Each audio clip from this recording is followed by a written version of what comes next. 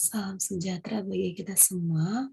Perkenalkan, saya Esra Oktaprani Gutub dengan NIM A1C119059 dari kelas reguler B 2019. Nah, pada kali ini saya akan menjawab permasalahan dari ujian tengah semester Kimia Organik 3 pada soal nomor 1.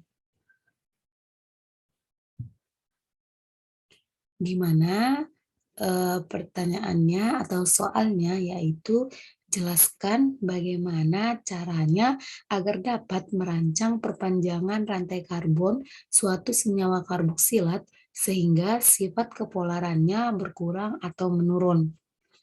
Nah, di sini saya akan langsung menjawab, di mana sebelumnya kita harus mengetahui bahwa kerangka karbon ini terdiri atas ikatan-ikatan karbon, di mana dalam hal mensintesis kerangka karbon ini, kita dapat memulainya dengan molekul yang lebih kecil terlebih dahulu, sehingga mudah untuk dikonstruksi atau dibangun.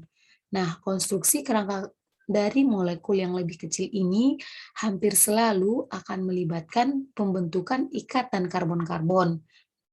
Nah, hal yang paling utama untuk kita melakukan sintesis kerangka karbon ini eh, mengharuskan kita untuk mulai dari awal, yaitu memecah molekul menjadi potongan-potongan yang lebih kecil yang dapat bergabung atau bersatu kembali dengan reaksi membentuk molekul yang diinginkan. Nah, tahapan-tahapannya itu yang terjadi, misalnya itu pada sintesis yang khas adalah merancang atau mensintesis cis 2 oktan, yang mana di sini perlu kita ingat bahwa dalam hal melakukan sintesis ada pembatasan bahwa awal ini harus memiliki kurang dari 8 karbon, yang mana selanjutnya kita juga harus memutuskan reaksi atau reaksi apa yang akan berguna untuk menyatukan fragmen tersebut untuk mereformasi rantai. Nah, dalam hal ini, asam karboksilat itu merupakan sebuah golongan asam organik alifatik yang mempunyai gugus karboksil atau bisa dilambangkan dengan COOH. Nah, yang mana semua asam alkanoat ini merupakan asam lemah. Dan asam karboksilat ini juga mempunyai dua gugus karboksil yang dinamakan sebagai asam dekarboksilat atau alkadionat. Nah, lalu jika tiga karboksil dinamakan sebagai trikarboksilat atau alkan trionat. Nah, asam karboksilat dengan banyak atom karbon atau berantai banyak di sini lebih umum disebut sebagai asam lemak karena sifat pada fisiknya. Nah, asam karboksilat atau RCOOH ini mengandung gugus karboksil dan gugus hidroksil, yang mana rumus umum dari asam karboksilat itu dapat kita lihat yang telah saya paparkan pada layar monitor. Nah, dalam hal ini juga ada senyawa ester yang mana merupakan turunan dari asam karboksilat dengan mengganti gugus hidroksil oleh gugus alkoksi dari alkohol. Nah, eh, kemudian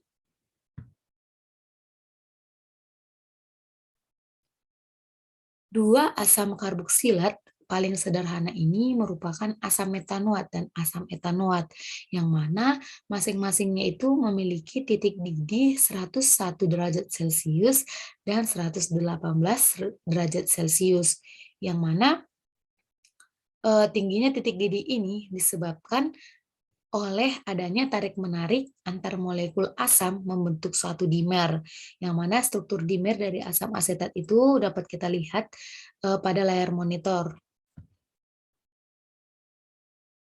Nah, kemudian ditinjau dari gugus fungsional. Selanjutnya, asam karboksilat ini umumnya bersifat polar, tetapi kepolaran ini akan berkurang dengan bertambahnya rantai karbon.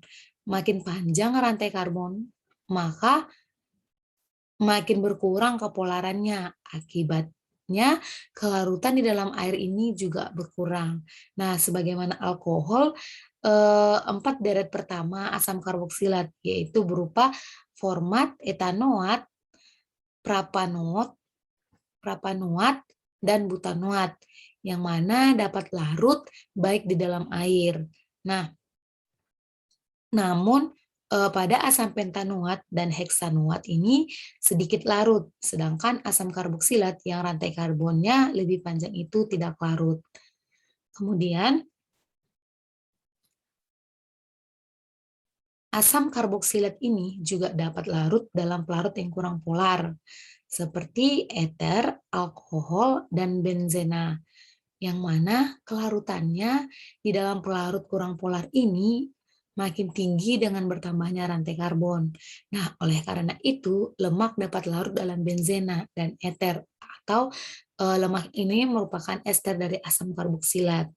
Nah, dalam hal ini, ester rantai panjang dari asam sinamat yang merupakan asam karboksilat ini dapat diperoleh dari transformasi etil p-metoksisinamat atau EPSM dengan senyawa alkohol yang memiliki rantai karbon panjang. Nah, EPMS ini ditransformasi menjadi oktil p-metoksisinamat atau OPMS melalui proses transesterifikasi dengan menggunakan N-oktanol. Nah, asam salisilat ini atau nama lainnya itu asam ortohidroksibenzoat ini merupakan suatu asam karboksilat yang memiliki cincin benzena dan mengikat gugus OH. Lalu, untuk menghasilkan oktil salisilat ini, kita dapat melakukan melalui proses esterifikasi dengan N-oktanol. Lalu, cara untuk memperpanjang rantai asam karboksilat itu sendiri dapat dilakukan dengan menambahkan hidrogen pada reaksi tersebut, karena hidrogen di sini berpengaruh pada kepolaran dari pembentukan asam karboksilat, yang mana apabila semakin dikit ikatan hidrogennya, maka kekuatan atom karbon salisilatnya itu juga akan menurun. Baiklah, sekian pemaparan jawaban saya untuk menjawab permasalahan nomor 1 dari ujian tengah semester Kimia Organik 3. Atas perhatiannya, saya ucapkan terima kasih.